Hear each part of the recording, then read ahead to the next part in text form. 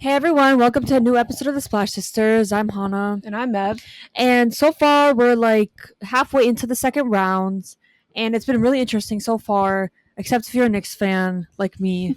Mev, what do you think about the Knicks Heat series right now? I think it's crazy how everyone thought that since the Knicks destroyed the Cavs in the first round, everyone just thought that they were gonna be so good. But they absolutely just everything just We're is just falling choking. apart. We're Yeah. honestly a really good team, but we're just choking right now. It's just a lot of things are tying into it. We have players that went crazy in the regular season are not showing up right now. Like Julius Randle, for example, everyone knows him as a playoff choker. I thought this year would be different. I guess not. There's still a lot of game left to play. It's game 4 today. Jalen Brunson didn't have a good game last game, but I think he will bounce back. Emmanuel Quickly, who was our third best player throughout a majority of the year, has not been showing up. Like he's been unplayable at times. You really can't do that. You can't just jump from here to here in the playoffs and expect us to win playoff series. Yeah, you guys were saying that Quickly deserved to be Sixth Man of the Year too over Brogdon. Good thing that Quickly didn't win that because Brogdon's been showing out and Quickly's been Brogdon is definitely better than Quickly. But yeah, not just those three players. RJ Barrett, I think he's been good for a majority of the playoffs. He needs to have a really good game tonight if we want to win. Julius Randle needs to play like he wants it. Like he plays really, really like he has no dog in him. That's how he's playing right now.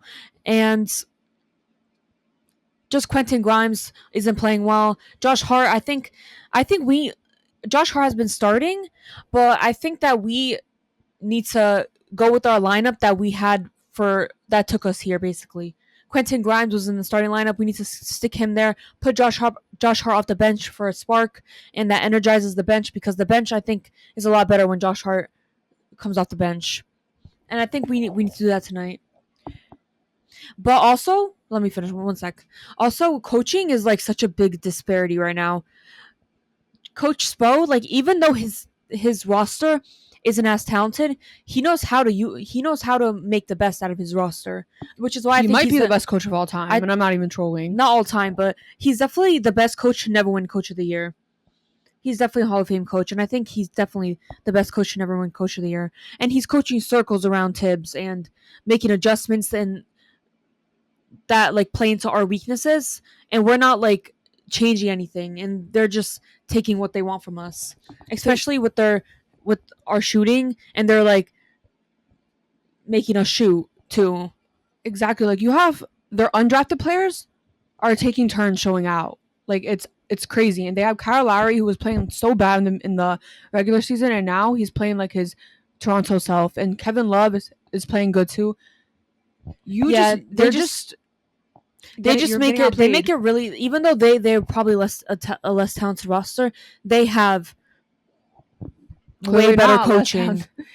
They are definitely, but they have way better coaching, and they do have like a talented team. Even though it's not good on paper, they could still they're dark horses for sure. And I definitely underestimated them. But I think that the Knicks will tie it up tonight and be 2-2. But if we end up being 3-1, I would not be surprised. It's just we look lost on the court sometimes, and our shooting is so bad that we can't expect to win playoff games shooting like really like 20% from three. Like it's just not gonna happen.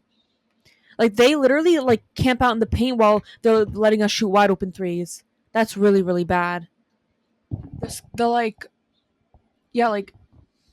You know what's crazy? Like the Heat could be up 3-0 right now. Like you guys were so close to losing that game without Jimmy. Because we should have won game 1. I think so. If it wasn't for terrible refs. But anyways, enough about the Knicks. I hope Tibbs gets fired. Anyways, what do you think about the other semifinals? Okay, so let's stay with the East. I think I'm really enjoying the Sixers Celtics series. Me too. Like game 1, Joel Embiid didn't play. Harden played amazing. Like that was vintage Harden that everyone was watching. he just carried. Honestly, I think the Embiid is great, but I think the Sixers should stick with Harden being their number one guy. They want to win playoff games, and that's kind of crazy because Embiid is literally the MVP, and he almost lost them the game. Like they were this close to being down 3-1.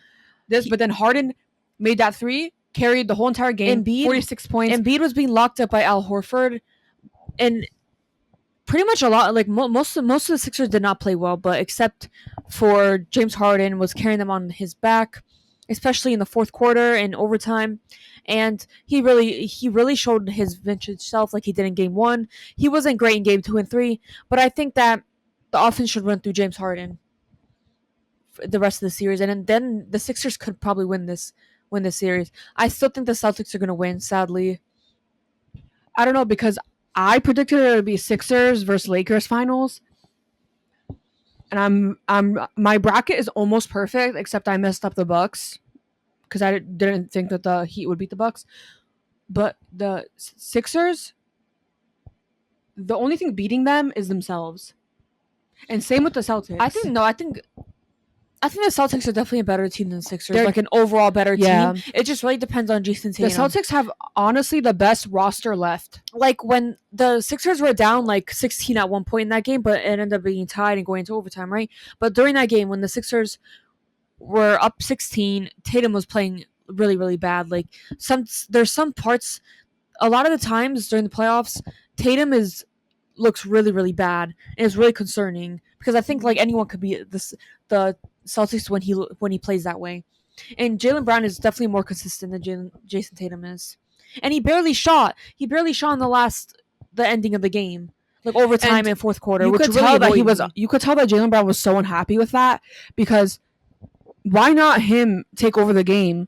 Like Tatum was playing. He ended up playing not that bad, Tatum.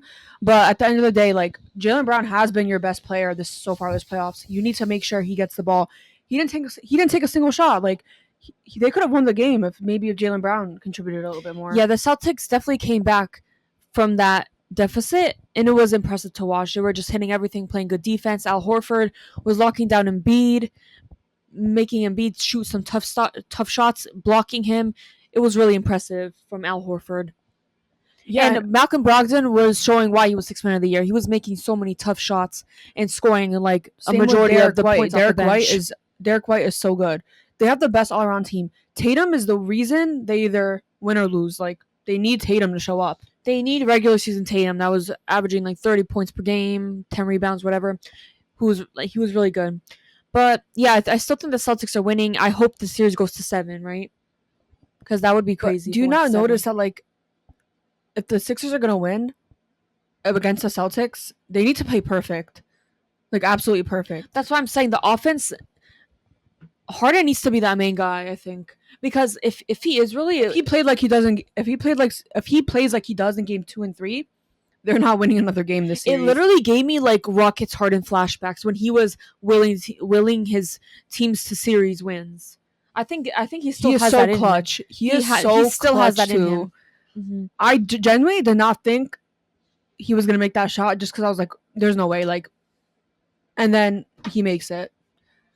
It's actually so I'm so happy seeing Harden play like this. Is giving me flashbacks, and if Harden wins the ring this year, I think a majority of people will be happy. He definitely deserves one. One of the greatest shooting guards of all time. I literally cried tears of joy. I'm one of the biggest Harden fans. I love James Harden. If he wins, I literally screamed when he made that shot. I screamed. So I'm so happy that Joel Embiid actually like passed it out. I thought he was gonna do some. But from what I've seen so far in the playoffs, it's no one from the East is winning the championship. It's gonna be someone from the West. I think it's gonna be the Lakers or Warriors or the Nuggets or Suns. Literally, all those 4 teams I see beating any team in the East. And the thing is, like with the Lakers, say the Lakers beat the Warriors, they have the best home record. Like in the playoffs so far, they've won every home game. The Lakers. By an average of 20 points. That's going to be kind of crazy. By an average of 20 points. Guess what we've learned today, though? That Scott Foster, a.k.a. the Extender, is the main ref tonight for the Warriors. I 100% believe that the NBA is purposely like every single they fixed they fixed the game. They can't even hide it anymore. It's just obvious. This series is the last one to play game 4. And every other series is 2-2. You think the biggest series in the second round, you don't think they're going to make it 2-2? Everyone's watching the Lakers versus Warriors. They're going to make the series 2-2 at least. They're going to make the series go to 7. You know how much money the NBA will be making from this? I swear to God, the NBA can be rigged. It is rigged. They prove time and time again with just the refs that it's fixed. Like, it's not just because of the NBA wants more money. It's because of sports betting too. And you know what's crazy is that, like, Adam Silver knows what Scott Foster does, which is extend the series.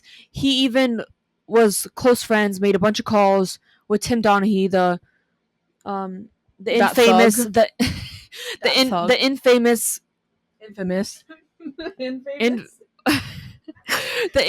the infamous ref from the NBA who fixed many games and got caught for it. How is he still a ref after that? Do you know how much contact they had? So obviously he's following in his footsteps, and the NBA doesn't even care. Like, I know for a fact Adam Silver knows what's going on. 100%.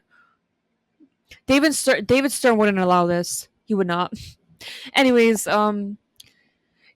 yeah. So I think that the Warriors are definitely gonna win this game.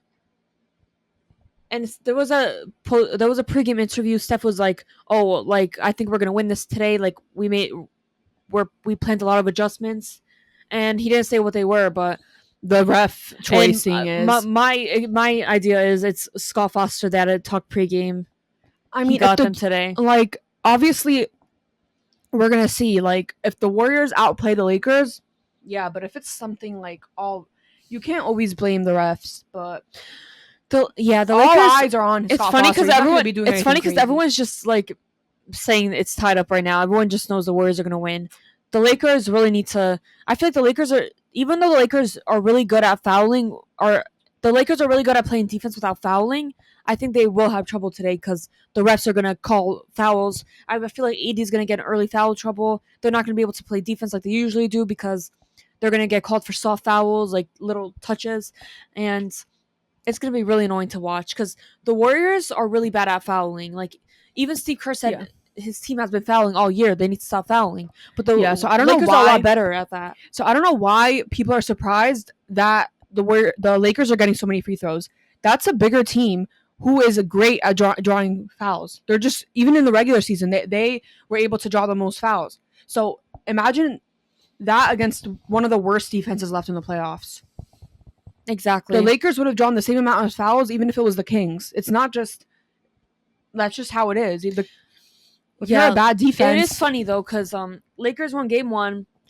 The Lakers were up for most of the game until the ending the game when the Warriors went on a 14-0 run. And then Game 2, the Warriors absolutely blew the Lakers out.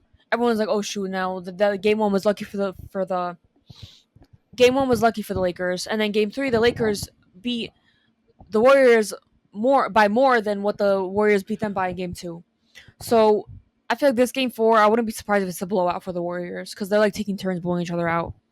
And that's so annoying. Like, nobody wants to watch that. But I think Game 4 is going to be extremely close.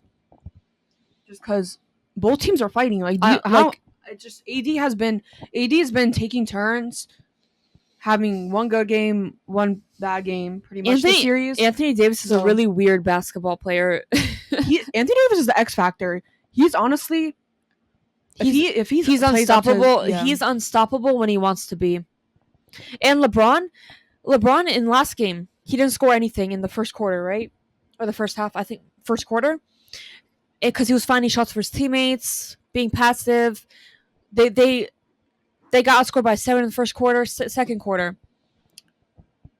that LeBron starts getting more engaged, and then he starts getting a lot better in the second half when it really matters. Third quarter especially, then the blowout starts happening, and the Warriors just give up.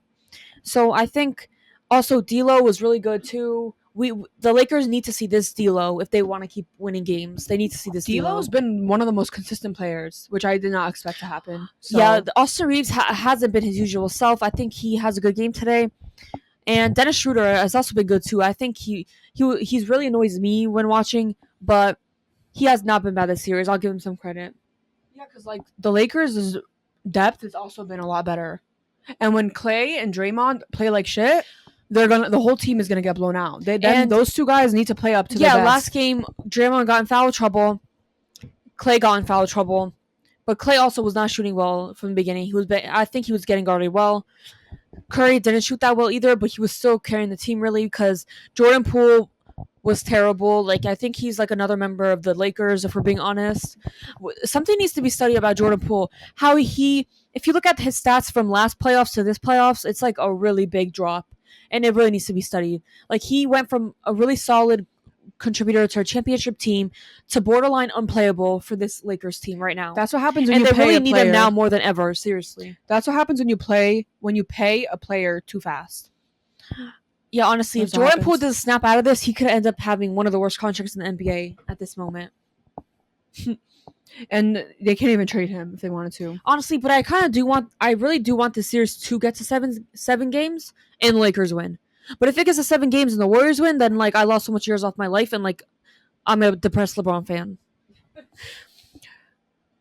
It's just like, yeah, I think you don't know which way the series is going to go. I want to see more for the Lakers. I want to see obviously the same amount of defense. Please, no fouling tonight. I defense still think the refs are going to. I'm telling you, defense wins games. And the Lakers hit more threes than if the Lakers hit their threes. That's what happens. That the Warriors are going to get blown out. They make their threes. Their defense on top of that. But the thing is, if the Warriors get it going, the Warriors were 40-29 in Game 3, and I literally thought it was over. I thought it's another blowout for the Warriors, and then the Lakers go on a 13-0 run, right? No. A big run. They go on a big run, and then the Lakers, they just flip the switch, and if the Lakers are able to flip that switch today, they'll be up 3-1. But I think, teams, but we know how Curry is. We know how Curry is when he's down, and Steve Kerr has only lost like 2 series in the Western Conference, in the playoffs. Right? No, actually none. He lost 2 in the finals, not in the playoffs. Steve Kerr's a legendary coach, and I'm sick of seeing Warriors fans trying to scapegoat him when they lose because he is the reason that they are where they are, as well as Curry and Clay and Draymond. I think he is a really legendary coach, and he's one of the greatest of all time. They gotta trust him, seriously. They're literally one of the most spoiled fan bases of all time, the Warriors. If they had like another coach, Steve Kerr, they're crying about Steve Kerr, like you said, like he hasn't brought them to like 6 out of 8 finals in the past. Exactly. If they want another coach, they could take Tibbs. I'll take Steve Kerr. They could take Thomas Thibodeau. I don't give a shit. If you're that ungrateful, take him. And now our last playoff series that we're going to talk about, and it's the Suns versus Nuggets. We all thought it was over after the Nuggets went up 2-0, just because the Suns looked really, really bad in those 2 games. Yeah, but then Devin Booker happened. He's having a historical stretch right now in the past 9 games, and Devin Booker is actually having the most efficient, high volume scoring season in playoffs history. Like, I saw someone tweet his true shooting percentage is like 71%, I think, and he's averaging like 37 points per game. Do you know how insane that is? This man is making history right now. Like, imagine the Suns go ahead and win it all. There's no shot. Devin Booker will enter the superstar category if that happens. He is a superstar already. Honestly, how he's playing right now, and he's brought his team to the finals before, you could definitely call Devin Booker a superstar. And if he keeps playing like this, he has made how many shots has he made? He's made like 34 shots and only missed like 6 in his past 2 games. Unreal. But I don't know. The Nuggets are a way better team. With barely any free throws, too.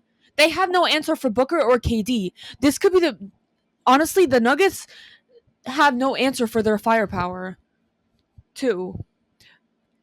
But if the Nuggets start playing, the Nuggets are a better overall team. Landry Shamet had an out-of-body experience. He's not doing that again. The Nuggets are a much deeper team, and Jokic literally had 56, and they lost.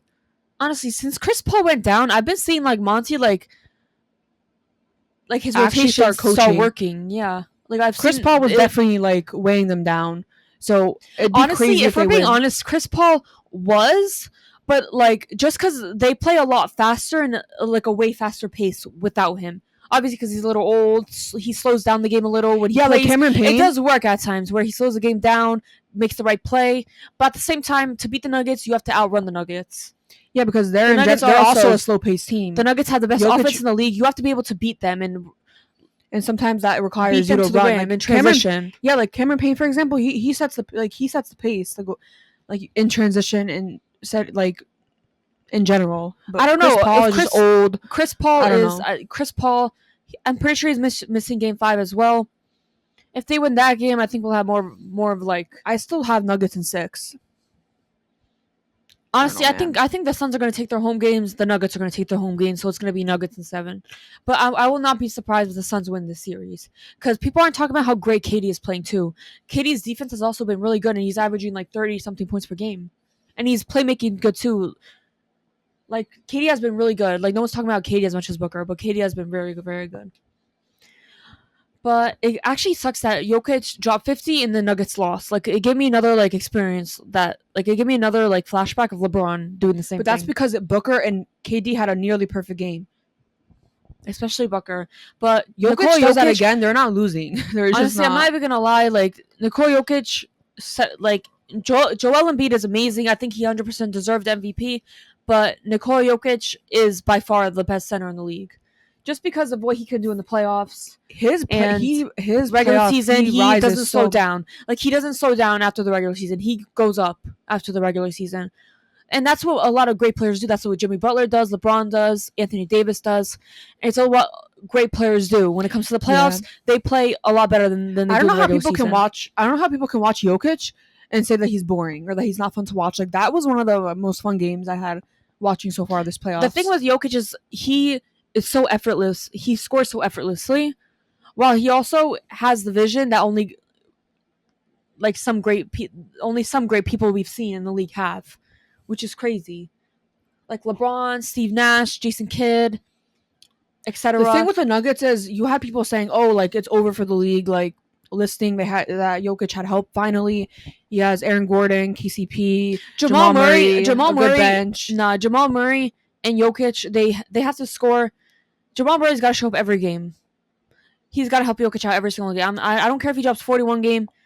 He's got to show up the next game. He can't just be a no-show the next game. Because the Suns will take advantage of that. They'll outscore him.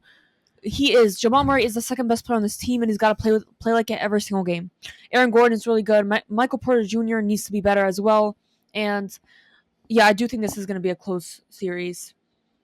Definitely. But like we saw, the Nuggets do have a better overall team. And I think Booker and KD have to score 40 points every game in order to beat the Nuggets. So, honestly, this playoff so far has me on the edge of my seat. Like almost every single series. Do you think Jokic deserved to be suspended after pushing the Suns owner? Hell no. Like if that was a fan who taunted and wouldn't give the ball back to Jokic, they would have been kicked out. Yeah, but if you think about it, Warriors fans always try to make themselves a center of attention. They were like, if that was Draymond would get suspended. Honestly, right. They are right, but they don't need to make everything about their team. But at the same time, how could you suspend the best player of the Nuggets when the Game 5 is literally the biggest game of his life, if we're being honest? And he's not going to get suspended. If he does, the NBA is a joke. He ended up getting fined. I'm glad they didn't suspend him. If they did, that would have been a fix. Like the Suns would easily win that game. And then they go away, which the Suns could win that game too and could potentially win in 6. So yeah, I'm glad that. Imagine how crazy everyone's gonna get if the Nuggets lose. And a lot of people are saying Nuggets are the finals favorites right now. They were. I'm pretty sure the Bucks and the Nuggets were. It'd be kind of funny if they were both lost. I think this whole playoff so far has been amazing. I'm not even gonna lie. Definitely better than last year. Just because I'm seeing the Knicks go farther than they have in 10+ years. Yeah, I think LeBron has a real chance to potentially win a championship again. The Suns, Devin Booker is playing amazing. I love watching Devin Booker. Kevin Durant is playing great. Just the James Harden is his vintage self. Like, I'm having such a fun time watching this playoffs. Yeah, and my favorite is obviously the Lakers Warriors series. Like, anxiety doesn't even begin to describe, and exhilaration. Like, wow, except no more blowouts. But other than that, I'm so so excited. guys, comment what you guys think down below. Who's gonna win each playoff series in the second round? And thank you guys so much for watching. We appreciate all of you guys. Subscribe to our YouTube channel down below. Follow us on all of our pages on TikTok, Instagram, Twitter at Splash Sisters P. Thank you guys so much for watching. Thank you. Mevi Bear over here, Hana Hoops over here. Thank you guys.